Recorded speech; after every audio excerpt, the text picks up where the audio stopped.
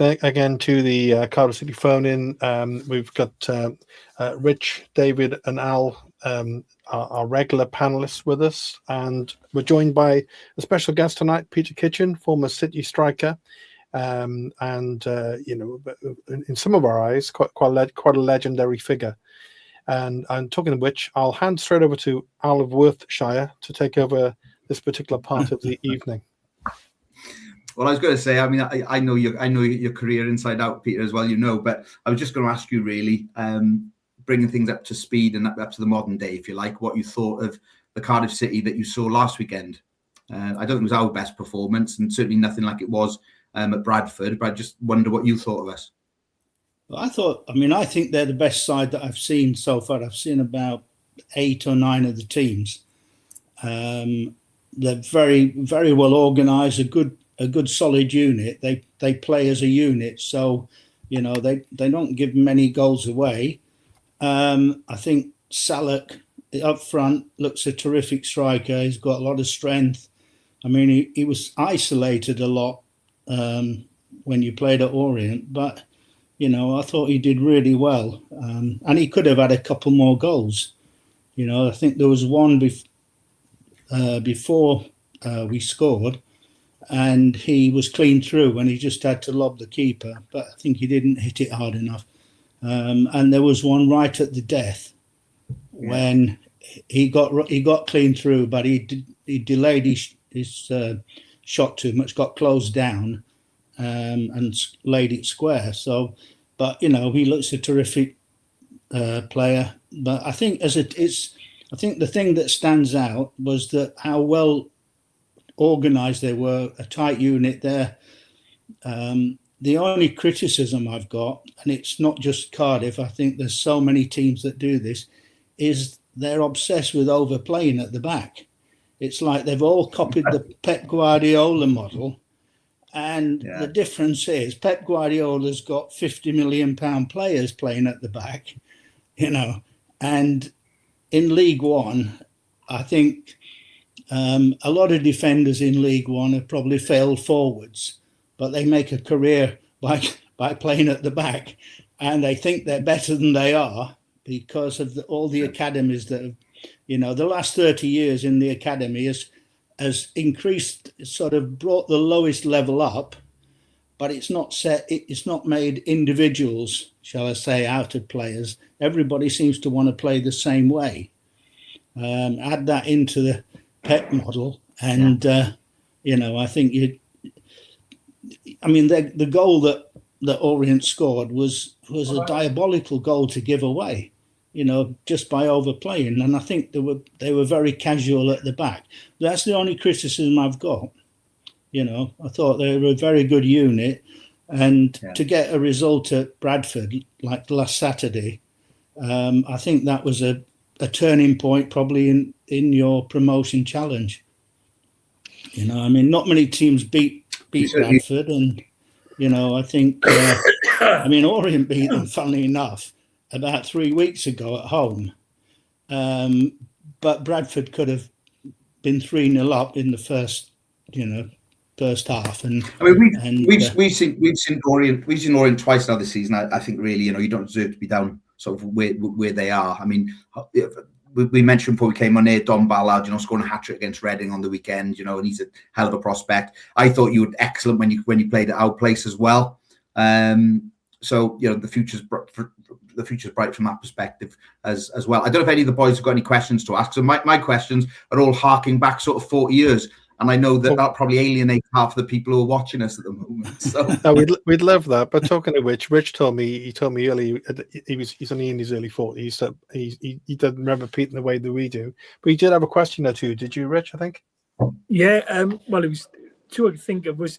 So Peter, I see football a lot these days as a largely non-contact sport, and it irritates me that you can't tackle anymore, or the art of tackling seems to be taken out of the game largely. Some of the soft challenges that go in nowadays, and you see players falling over themselves, is laughable.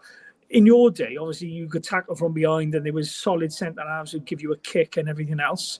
Do I remember them well.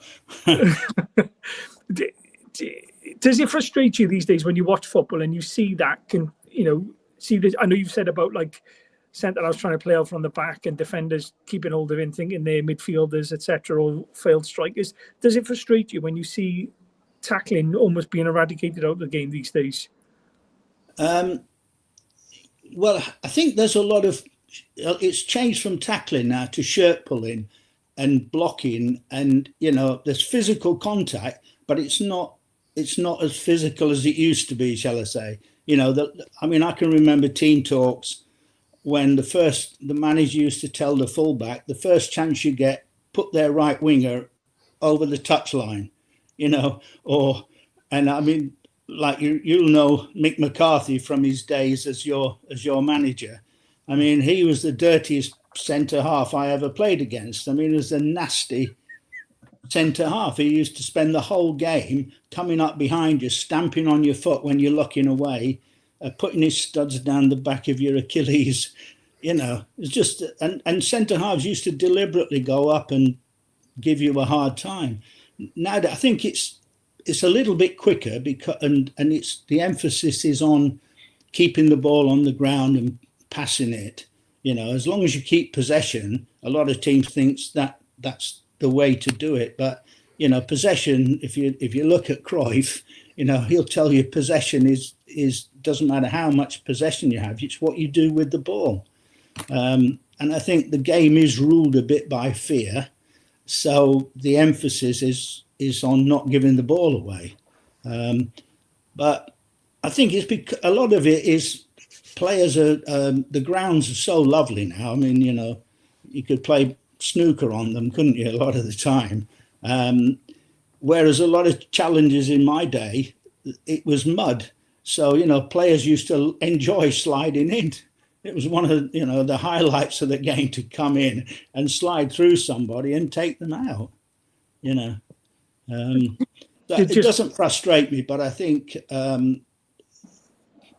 some of the way the players they say it's quicker nowadays, and at times it is, but a lot of the centre halves, they fanny around on the ball and they make passes that are not necessary. I think that's the biggest frustration I have, is I pass it 5 yards to somebody who's got two players next to him, and then he passes it back to me, and then I go back that way, and it goes back to the keeper. And there's not, I was brought up when you used to play, play and run, pass and run, and the first look should always be forward. And I still maintain that your first look should always be forward, first and foremost. I mean, if you can't do anything with it and there's nothing on, then go square. But, now they seem intent on just keeping the ball at all costs. And I think the game loses the excitement because of it. Do you want to follow up on that, Rich? It's a good question. I watched, funny enough, just along them lines, I watched Match of the 70s was on the weekend, and Saturday morning I was up early, and it was West Ham and Spurs, I think it was, and West Ham won 5-0, and Trevor Brooking was playing, but Billy Bonds was absolutely brilliant. And every time he had the ball, Billy Bonds, like you said, they weren't playing these square balls, they were straight over the top. And I noticed this season, Dylan Laura a couple of times has played these balls over the top. He done it for Dave Turnbull against Chelsea, but he played the ball over the top. And Turnbull got his head on him. We scored from that. And I like centre halves who are going to do that, and I just think sometimes, I echo what you say, Peter. I think sometimes I watch Cardiff and I think, for all the possession, we have 70-80% possession some games, like that Wigan game the other week. We had, I think it was 82% possession. Yeah, I think against Wigan, I think it was 81%. 81. And we're winning 1-0, and you think, like, it's great as long as there's an end product with it. I also think as well, Peter, I often wonder, where does the hard men gone from football these days? Because there's no, like you talked about McCarthy stamping all over you and being a dirty player, there's no hard men in football anymore. There's no Roy Keane's, Patrick Vieira's, Vinnie Jones, and Vinnie gets a bad rap, but I actually think if you watch him play, he could play football a little bit, he weren't that bad, and I just feel as though that's gone from football nowadays. I'd like to see it come back. I think.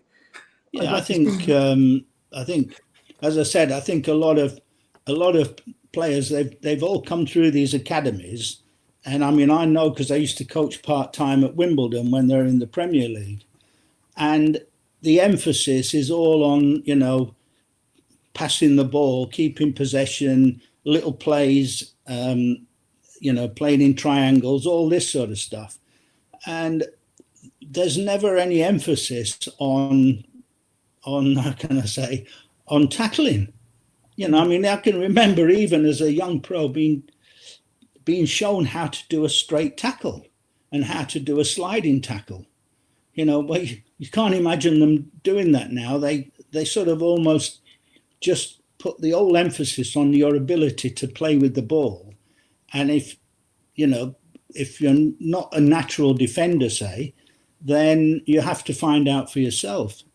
I can remember when I was at Doncaster, we used to have a centre half called John Hazelden, and he ended up playing for a few clubs, and he became a physio at Notts Forest, and I used to keep getting elbowed in the side of the head, when the goalkeeper kicked it out of his hands, and the ball was a long ball, and I'd look to go and head it, and somebody would come right across me and elbow me, and I used to come off with bruises. And he said, stay behind a few days, and I'll show you how to unsettle defenders, how to make it harder for them to do that.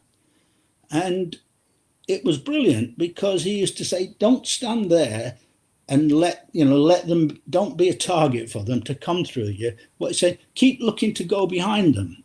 Keep looking to so they can't see you and they don't know where you are, so they can't have a run at you. Little things like that, and how to turn people, how to field defenders. You put your hand back and you touch them, and then you push them away and you come off. All little things like that. I can't imagine that you get older pros doing that now with some of the youngsters. I think the game has lost that. And a lot of players, I don't think there's a lot of experienced players in the same way now. Lower league clubs can't afford to pay the money that experienced players are looking for. So, they tend to bring in young, promising lads who are still learning the game. And I think there's a loss of character, shall I say, in football because of that. David, did you want to come in there? That was really, really interesting, Peter. My single football injury as a right back is that, and that's pulling someone's shirt at Ely Racecourse on a Sunday morning, and I get as much pleasure out of seeing a well-timed tackle as I do almost from a goal, or good covering and this sort of thing. And that's very interesting about you would almost describe in the mentor role that the older lags, if I can call them that, would pass on. And we don't have those elder statesmen bringing it to Cardiff City. At the moment, we don't have, I don't know, a Sean Morrison, a Kavanagh, in that role.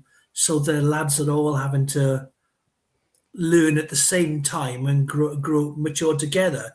2 or 3 years' time, we'll be champions of the world. But at the moment, they're all growing and developing together. Yeah. So I noticed Lawler was, I don't know whether he was carrying a knock, but he was rested on Saturday.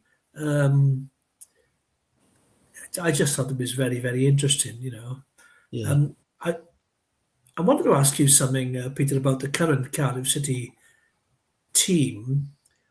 And we've said, the guys I sit with in our season ticket rows, we've said for a while now that they're missing, the one ingredient they're missing, and they have done for a couple of years, is that what you might call a fox in the box, a Chopra, an Earnshaw, a Dale, a Kitchen, that guy that shoves it in from 4 feet.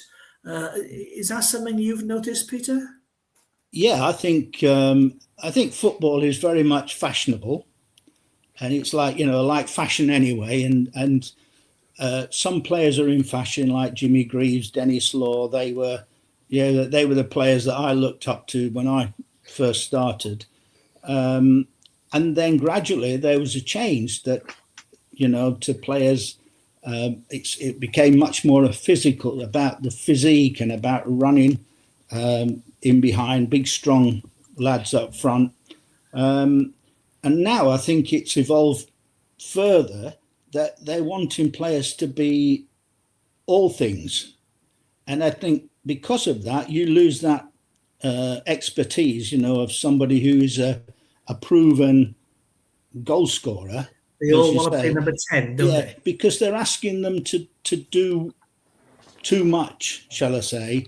I think you should work hard off the ball to close down or to try and get the ball back.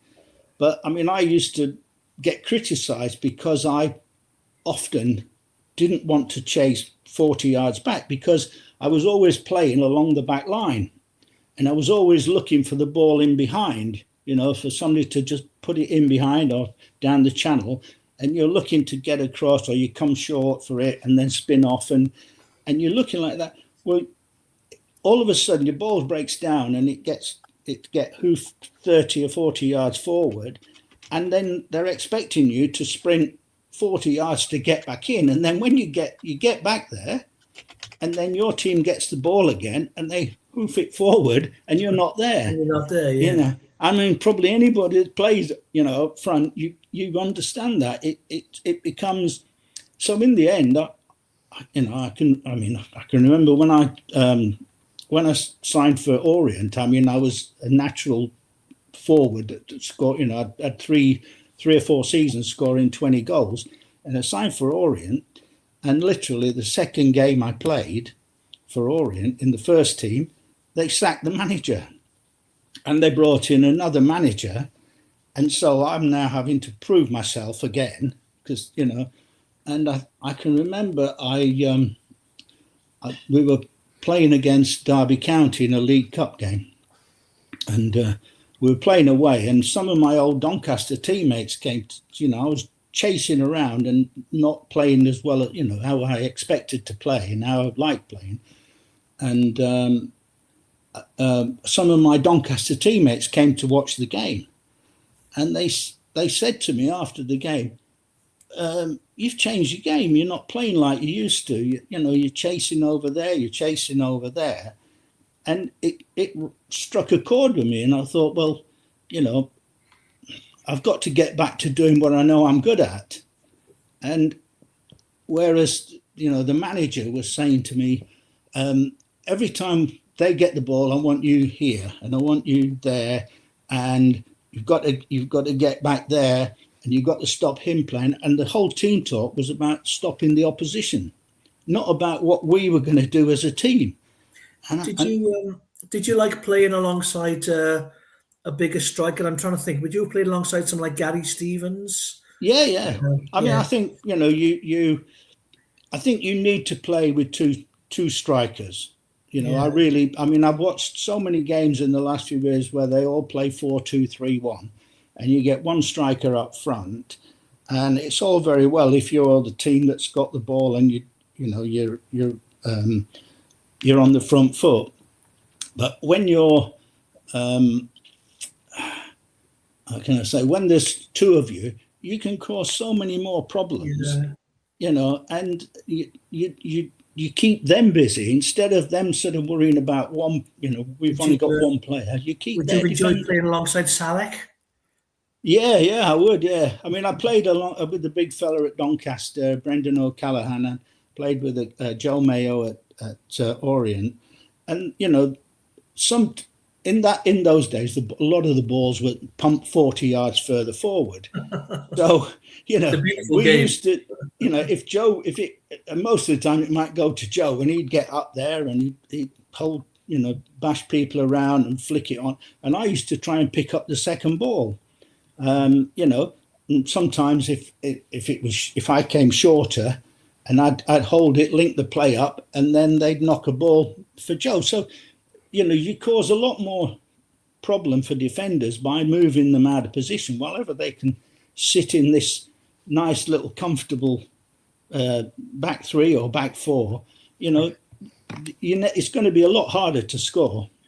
Well, Peter, we're loving what you're talking about, but I know Al wants to take you back to the olden days at Cardiff City Football Club. The olden days. And some questions from the fans too. Yeah, I can't help but think, going back when you were the City, Peter, right, whether the club, I think, grossly mismanaged you, okay? Because when Billy Ronson came in over 100,000, you replaced Ronnie Moore over 100,000. You were top scorer, and then within 2 seasons, we let you go on a free. And it just when I read about it, it just doesn't seem to make any sense. You're basically relegated to the reserves, scoring in the Welsh Cup against everyone, and I just can't understand what happened at Cardiff City, because the last game wasn't against Luton and we got relegated and you came on as a sub and so on. They could have made so much, or we could have made so much more of you. And when I look at it in retrospect, they could have built on that. There were some really good players there. I just wonder what you sort of think of it all. Well, I mean, what happened basically is that when I came the first season, I signed, I think, at the end of August, so I'd missed a couple of games. But, I quickly got into the side. I think I scored on my first game against Chelsea. I'm not sure. I think it was the first game. And that season, I thought, we had the basis of a good side. As you say, Billy Ronson was a good midfield player, worked hard. Gary Stevens and I played quite well. We had Steve Grapes, Colin Sullivan, and we had the making of a good side. And I was quite happy. And then in the summer, because Richie Morgan was the manager and Brian Harris was his assistant. And in the summer, we heard there was a lot of financial problems at the club. And the chairman, Bob Grogan, I think he was, he was a Newcastle businessman. He put the block on signing anybody. So we were I think they brought in Paul Sugru or something, who from non-league. And that was the type of player they were bringing in. And we, first few games we weren't playing very well, and Richie Morgan was under a bit of pressure. They got rid of Brian Harris, who to me was the brains of the side. He was the football man. Richie had not played anywhere else. He'd been a Cardiff boy all the time, hadn't he? And he was commercial manager, and then got the job as manager, and with 88 games. Yeah, and I think it was obviously a cost-saving measure, which you've seen that with Vincent Tan for the last few years, you guys. And I think Richie wanted, I think he was under a bit of pressure, and I wasn't playing very well, but I wasn't getting much of the ball. We were under the cosh. We weren't playing very good football. And he left me out the side, and we were due to play Sheffield Wednesday, and he called me in and he said, "I want you to go to Sheffield. You're going to be 13th man." And I said, "Well, I don't really want to go all the way to Sheffield and stay in a hotel, to be 13th man. Why don't you take one of the young lads, one of the promising young lads, give them the experience?" And he said, "Are you saying you're not going?" I said, "No." I said, "I don't want to go as 13th man, to sit in the stand. Take a young lad." And he said, "You're refusing to travel." And he fined me 2 weeks' wages, and I got suspended for 2 weeks, fined 2 weeks' wages, and I said, "I'm not having this because it's not true. There's no way I would refuse to do it." If it had said, "Well, I really want you to go," but I think he was trying to make an example of somebody, to endorse his own position. And I said, "Well, I've offered to go," but he said, no, you've refused to travel. and it was in the papers, in the South Wales Echo and everything. So I took it to the tribunal, and after that, I mean, the tribunal, as they do, sat on the fence, and they said, "Well, we're reducing it to 1 week," so they didn't go either way. And after that, I'd lost all, respect for Richie, and I didn't want to play for him. And then about 2 weeks later, he got sacked and moved upstairs. And then they brought in, I'm not sure whether it was Graham Williams then, or whether West Brom, is it? It was Graham. He came in I think he came in later. I think they got Fred Davis and Colin Prophet, who were two. Fred Davis, who was at Bangor or somewhere like that, and Colin Prophet, and they took over for a few weeks, and then they brought Graham Williams in. It's the wrong. They brought Tony Book in, and Tony did quite well, and he brought in the Bennett brothers, which was a really good signing. They were good lads, and we started to do a bit better. But then Tony didn't want the job. I think he was a Manchester City lad, and he didn't want to give that up because he was an icon there, and a big hero, and so he didn't want the job. Then they brought in Graham Williams, and I was on the transfer list. I just said, look, I want to move, because you can't keep changing managers all the time. And I think I was out the side when Graham came, and so he didn't pick me for a few weeks, and then I think he had to pick me because there was injuries. And that's when I played against Wrexham and scored a hat-trick. And then I got back in the side, but they sacked Graham. And then they brought in, I think Bobby Woodruff managed for a few weeks as well. Oh, wow. And then they brought in the guy from, I forgot his name now, went to Sunderland. Len Ashurst. Len Ashurst, that's it. And they brought Len Ashurst in. And I was in the carried on playing and was doing okay. And I think we played one game under Len, and it was like, everybody gets behind the ball, and we played someone at home, and I can't remember who it was. We played for 88 minutes. And all we did was get behind the ball, and it was 0-0. And we were in trouble, and we should have been going for a win. Yeah. And then in the last couple of minutes, the high ball goes in, and Ron Healy goes up, and he lets the ball slip through his fingers, drops down. They toe poke it in. We lost 1-0. And I came off. I was so angry, and I said, you can't. What's the point in playing if you're not going to go out to win and have a go? And I went afterwards, and I said to Len Ashurst, look, I want to leave at the end of the year. I had another year of my contract and a £5,000 loyalty bonus to collect. And I said, you can have that. I don't want it. Just give me a free transfer, because I couldn't see, Bob Grogan was not going to spend any money. And during that time as well, he thought gives you an idea of what owners know about football. During that time, right, he thought we were lacking motivation, so he brought down Alan Wells, the sprinter, and Brendan Foster, the long distance runner, because they were friends of his from the northeast. And we were playing a game, and they came in before the game, and they gave us a motivational talk, right?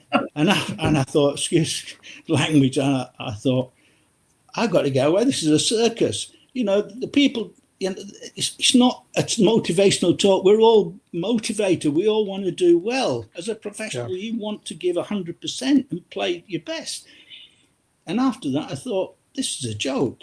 So I said I wanted to leave, and that's why I left, really. But one thing I would say is I didn't particularly like Len Ashurst. I know he got promotion the following season, but I'll never. I mean, I'd got to the Welsh Cup final. I'd played in every round and scored a hat trick against Wrexham, and he knew I was going to leave, and I travelled down to Swansea, and I didn't know I wasn't playing. I thought I was in the squad. I might have been sub. And when we got down there, he said, "Oh, I'm not picking you." So I missed out on playing in the Welsh Cup final. Oh. But I'd always scored against Swansea, and managers never even think about that. Every time you scored, and managers never think. They don't think about these things. And same with Luton. If you look at my goal stats, I think Swansea I scored about 13 or 14 times against them, and the next one was Luton. So I've missed out on playing in the Welsh Cup final, and then the last match of the season we're playing Luton, and I get picked as sub, and I'm kicking my feet. I wanted to get out there. I thought, I know I'm going to. If I get on there, I'll score, and we were losing 3-0, and 20 minutes from the end, Len Ashurst decides to bring me on. I mean, it's a bit late, but you're losing 3-0. So I came on. Within 2 minutes, I went and scored. And 2 minutes after that, I actually made a goal. And, but we lost 3-2, and we had to win to stay up. Mm-hmm. So, I mean, I had to say, I made a point of saying after the game, if I'd have played from the start, we wouldn't have gone down. So that's my claim to fame. Apart from scoring against the Jacks, that's my claim to fame. That's all you need to do, Peter. I would have kept us in the division. Nothing else matters. You've done it. You're there. You're a legend now. Yeah. Just to say, I know you're short of time, Peter. Right, and I don't know whether I can see these questions from people. I just wanted to go through these, Al, if that's okay. I think you kind of mentioned it a bit earlier. Peter, you said about your favorite strikers in your career you enjoyed playing with. It would have been Joe and the other lad you mentioned, I guess. Yeah, I think Joe Mayo first,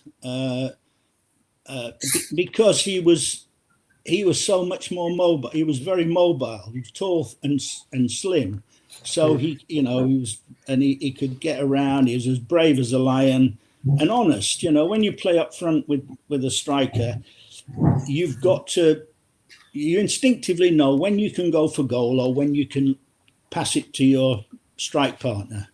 And Joe used to do that. If he was going up for a header and you could see he had a good chance of scoring, he'd go for a goal.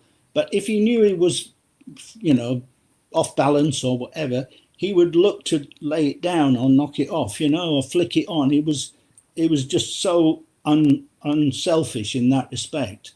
Brendan O'Callaghan was a very good player, good finisher, played for the Republic of Ireland. Not so mobile, but very, very good in the air. And Gary Stevens was a good underrated, wasn't he? Very underrated as a player. Yeah, he was underrated. I think he wasn't. I kind of say he wasn't muscular. He was a slimmer type of guy, and he wasn't particularly fast. He wasn't a nasty player either. He was a genuine good lad. But I don't think he was could have played higher. No. I don't think he could play high, but he was a good lad to play alongside. I mean, a lot of the time you've got to have the service. You've got to have people getting the ball in the box. When if you look at a game, how many times you see games where there's no. I mean, Wolves are a perfect example. You've got to get the ball in the box. If you get the ball in the box, you've got half a chance of scoring. But I tell you, we love Peter. I tell you, we loved going on. I tell you, who we loved going on to that, and he set up the goal for you down at Swansea was John Lewis, and he was one of the first people I saw could do the step over, and it was quite, as a 10-year-old boy, seeing the City player do a step over was something to behold. It was something that other people did, but on his day, John Lewis could put in an absolutely superb. He was. I mean, John was one of the better players in the side. I mean, skillful. Same. We had some good players, but I think they also released at the end of the first season. I think they got rid of Colin Sullivan. I think he left at the end of the first season there. And I don't think. I mean, Tarky was just coming into the side, but I don't think he was quite ready. And Paul, Giles. What's his name? Giles. No. Giles, he was in and out. He wasn't as good as his brother. He's a nice lad, but I don't think he was as good a player as David, isn't it? Yeah. There's a question on the screen for you there now, Peter, from Steve Thomas, who, by the way, Steve, we're all thinking of you and your health at the moment, and hope you make a really strong recovery. Evening, Peter. I was lucky enough to see you score a number of great goals for Cardiff City. Do you have a favourite? And he goes on to say he's enjoying the show, which is nice. But I wonder if your favourite might have been at the Vetch Field by any chance, Peter. Just giving you a lead. Yeah, I mean, scoring both the goals, one on Boxing Day in the 3-3 draw. Yeah, I mean, that was a wonderful day. And when Buki nearly burst the net and knocked the stand down, I mean, that was a hell of a strike. I don't think I've seen anybody hit a ball that hard. And you don't realise. I didn't realise when I first came how important and how much rivalry there was between the two clubs, and I picked that up. But the Vetch, I think, was the favourite because I think. I can still see the crowd. Talk us through it. It was a 1-1 draw. Well, I think I chased the ball just over the halfway line towards the left-hand side, and I got just outside the box, and I got a couple of their guys came over and I dummied as if I was going to come inside, and then back-heeled it to John Lewis, and and as soon as I did that, I sprinted to get in the box, because that's what you have. That's what you've got to do. You've got to get in the box as much as you can. And he just delayed it long enough for me to get into the box, and he brought it on his right foot, and then put the ball in. And my run was just came in at the right time. And I sort of did a diving header to try and cushion the ball rather than, trying to stretch to it. So and when it hit the net, I can still see the crowd just going berserk. They were quite pleased, Peter. I think so. I was at that game, and I am prepared to confirm that I was quite pleased. Peter, can I ask you a question? My Peter Kitchen claim to fame is that I saw you score 5 goals in a Welsh Cup tie against Cardiff Corries. And you've mentioned the Welsh Cup a couple of times. How motivated were, the first team regulars to play against, Cardiff Corries, Sully, Dinas Powys in the Welsh Cup back in those days? Well, I think, I think they perhaps were a bit casual, because that's how you tend to see it. I don't think they do it, say, in the FA Cup.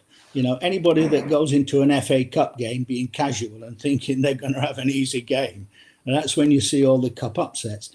But in that game against the Corries, I found it really motivating, because I actually ended up playing for the Corinthian casual vets when I retired from football. So there was obviously a Corinthian connection there. And to me, it was just another game to score goals. And, as a kid, I used to spend hours just whacking the ball in the net. I used to love it. It was one of them things, things that you just... Take it seriously and professionally. yeah, loved it. Just whatever. Just there's no greater feeling in football than scoring a goal, and the crowd for the fans. It's fantastic. Yeah.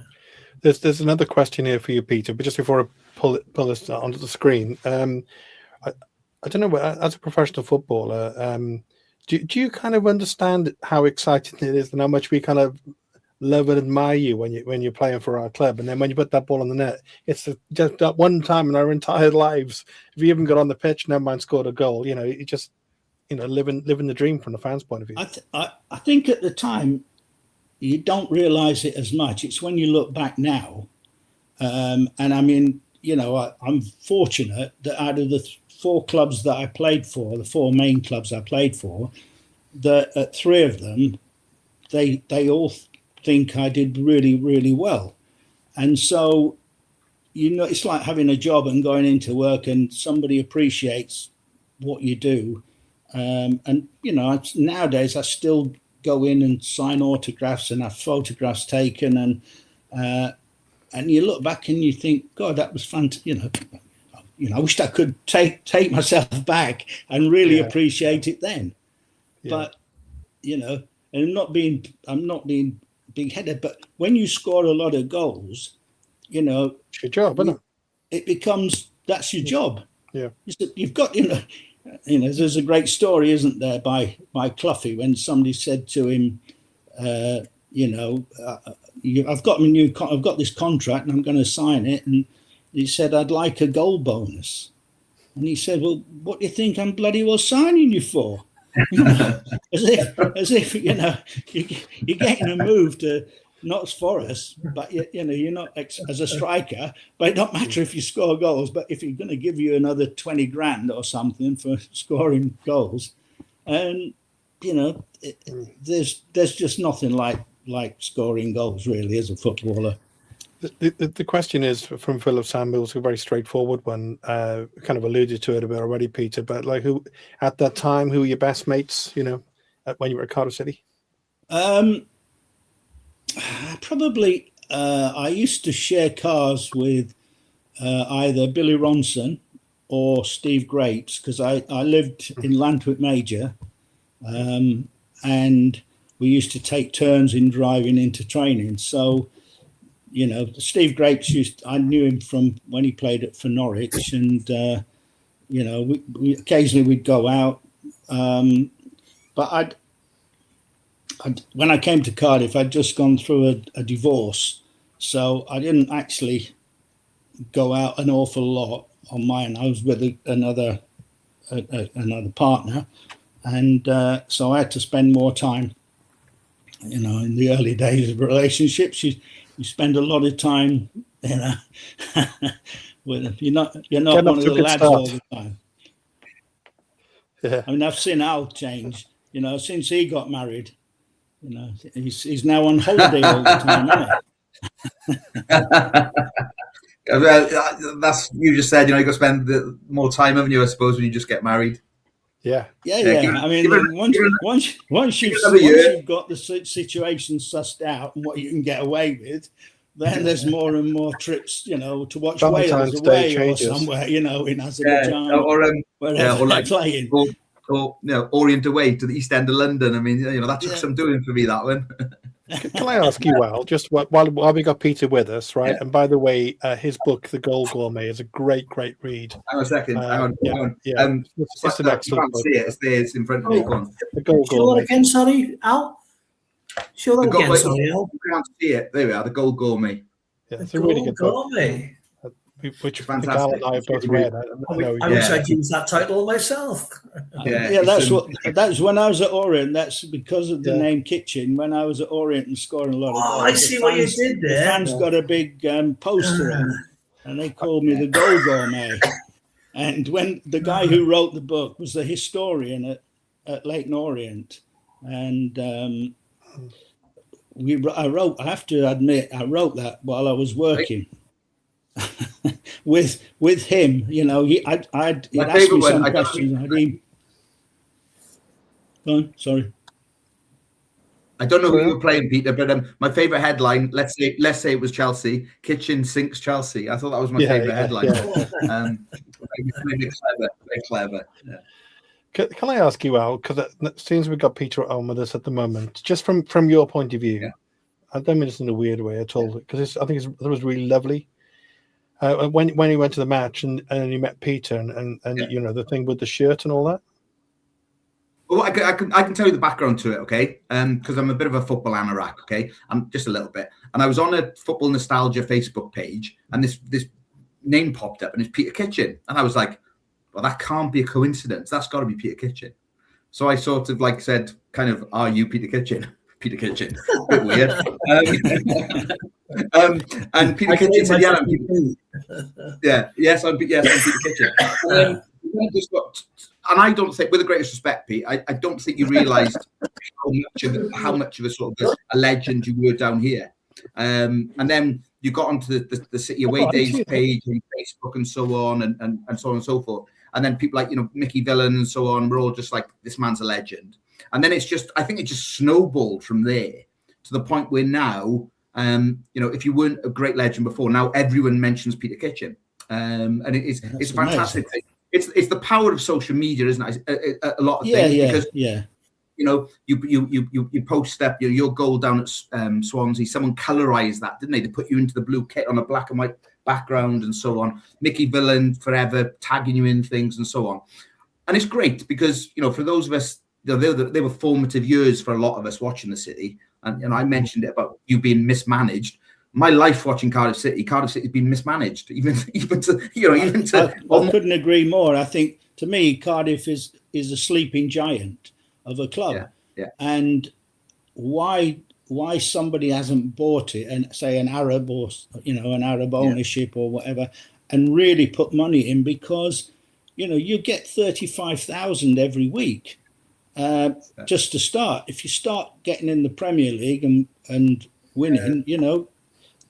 But going back then, Steve. Sorry, Peter. Going back then, how did the shirt thing come up? We'd spoken before COVID, and Peter said, "Look, if you come to London, we'd spoken and bits and bobs. He said, if you ever come up to London, this is a great story.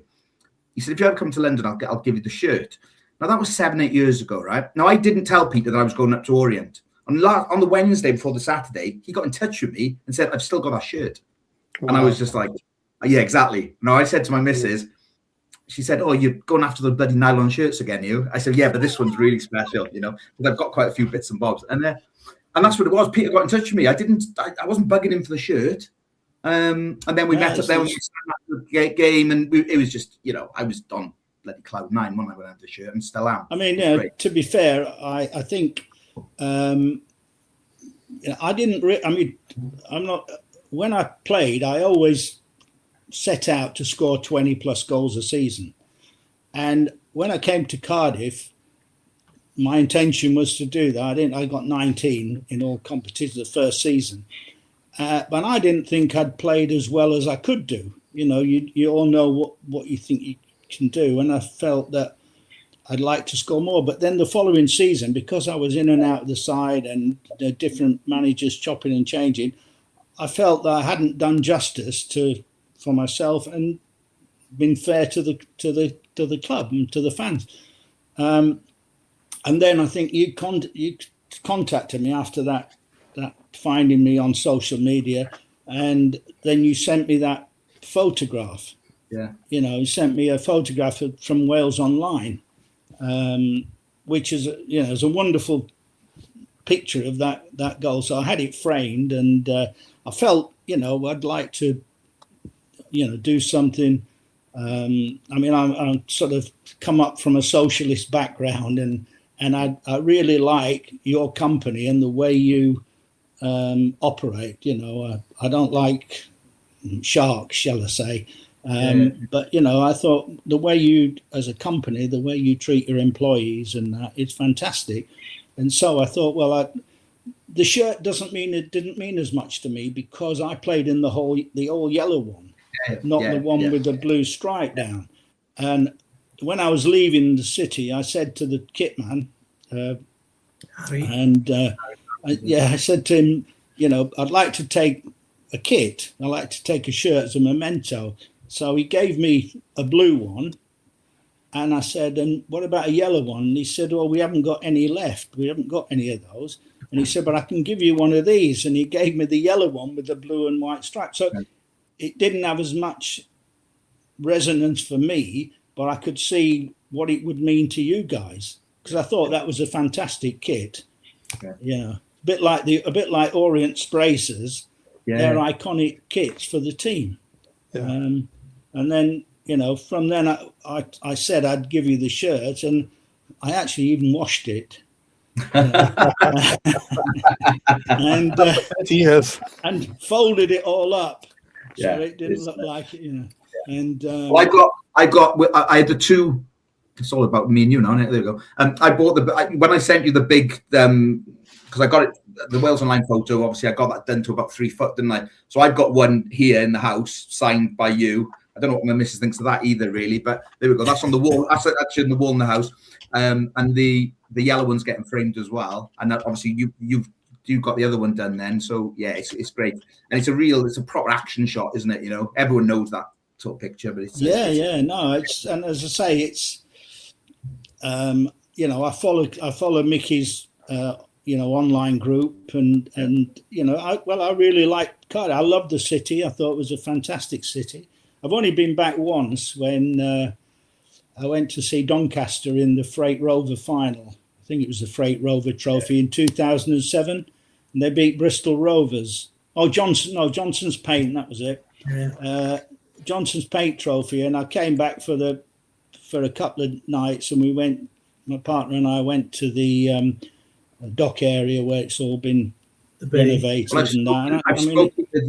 I've spoken with Roger Gibbons, because you know now they've got the former Players Association that they've set up, and I spoke to Roger Gibbons a little bit earlier in the season. I mentioned you, and he assured me everything was in hand, but I'm not really sure if it was, to be honest with you. But I've said, look, we'll get you next season. We'll get you there, and that could be in a cup game though, Peter. I'm afraid if we go up, but there we go. We'll get you down anyway.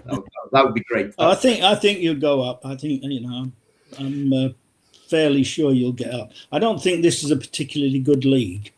You know, I think that some of the defending is schoolboy. As I say, there's a lot of mistakes made from overplaying, and Orient are not doing well because of their defence. Their defence is so poor, but going forward, you know, they're very good. And if they had a solid defence, they would have got promotion.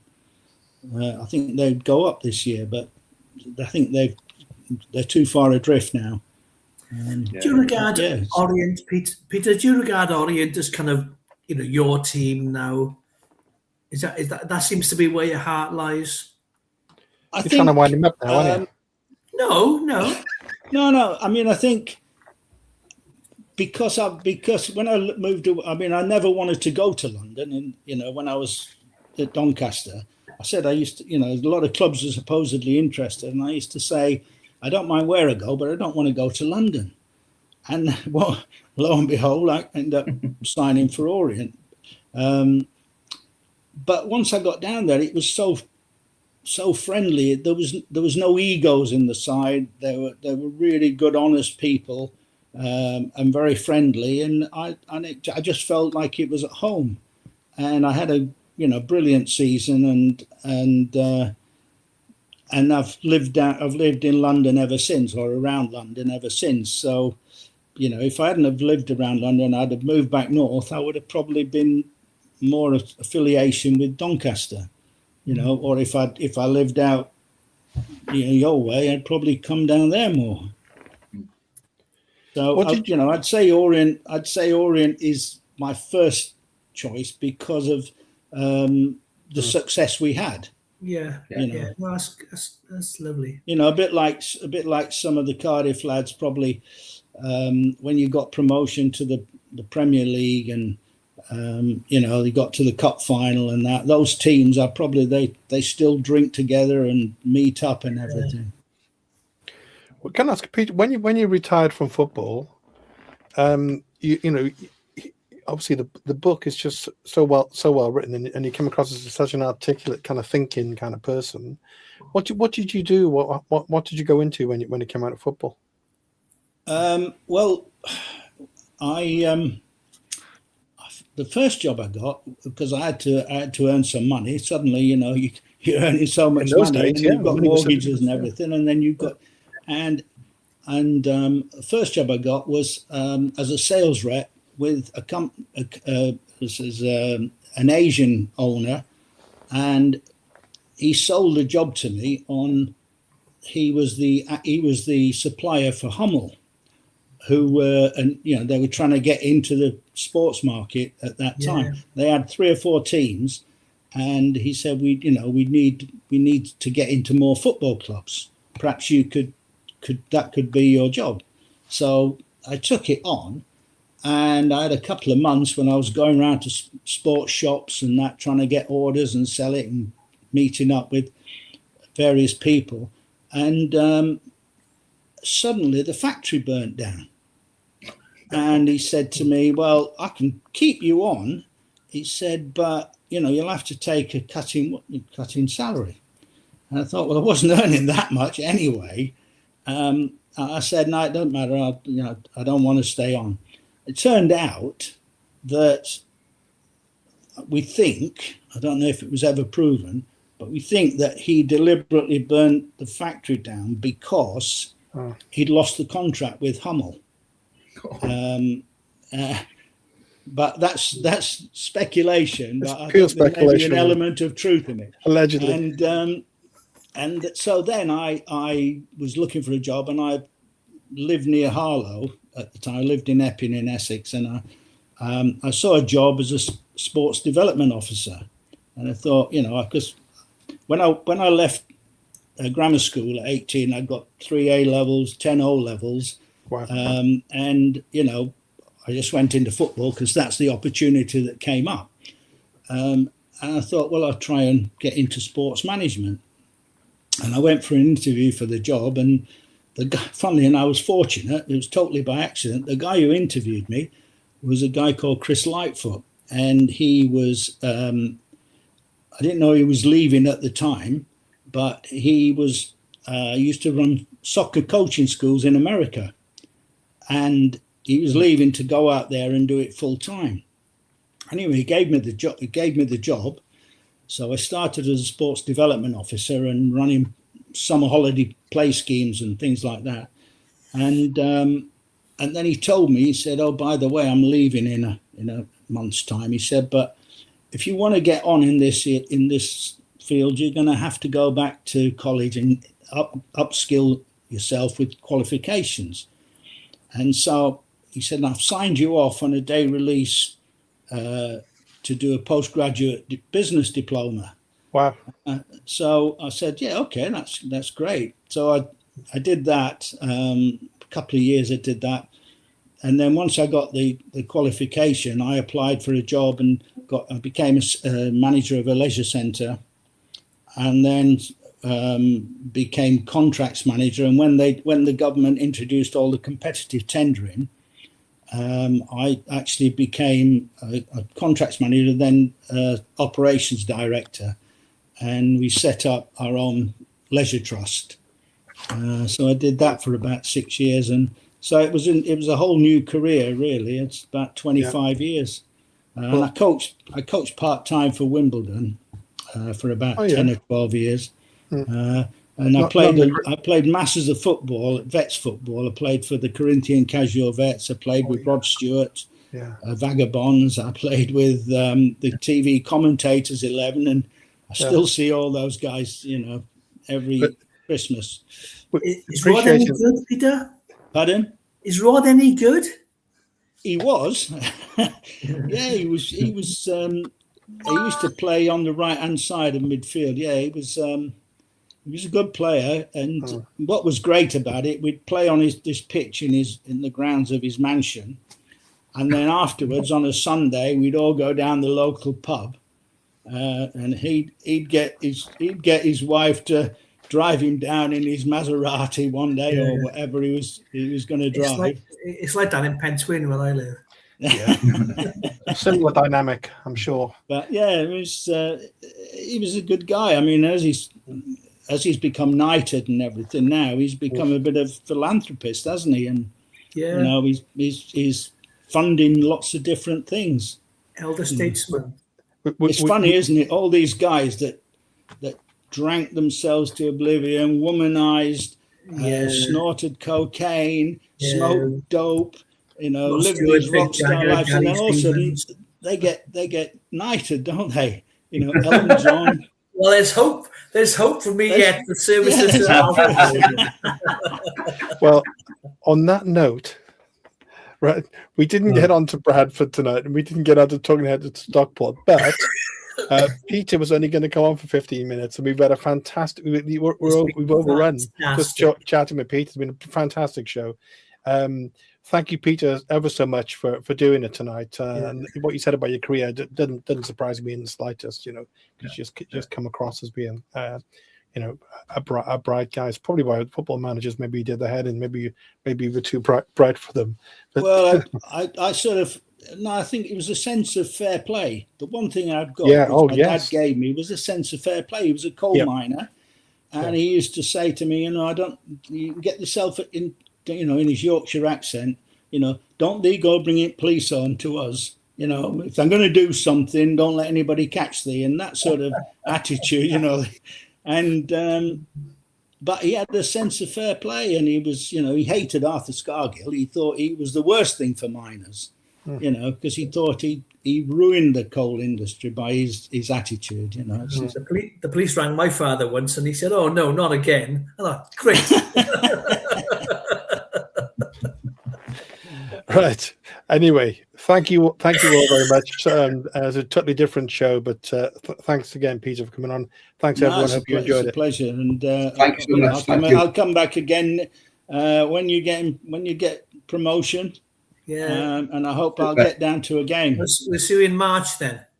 No, I'm off on holiday. I'm going to meet Al out somewhere. I'm sure our paths will cross on holiday somewhere. Well, hopefully so. You'll recognise me. I'll be the guy in the yellow top. Okay. Yeah. Cheers, all. Thanks a lot. Yeah. Cheers, guys. Yeah. Thank you. Nice to talk with you. This channel is powered by an incredible membership community on Cardiff City World and patreon.com/Ace Podcast Nation. Becoming a member unlocks exclusive rewards from early access to live event tickets, bonus content, and even the occasional inside transfer scoop when we get it. But more importantly, it allows us to bring you top quality Cardiff City content 7 days a week. Across those 7 days, we're talking match previews, exclusive interviews, instant match reactions, the breakdown podcast, tactical deep dives, the spotlight series, Bluebirds Rewind, Academy Focus, and just so much more. Led by myself, backed by an army of passionate Cardiff City fans, this is content created by fans for fans. Balanced, professional, and 100% all about the club we all love. If you enjoy what we do, then join the community today and support what we are doing as we help to keep Cardiff City World flying high.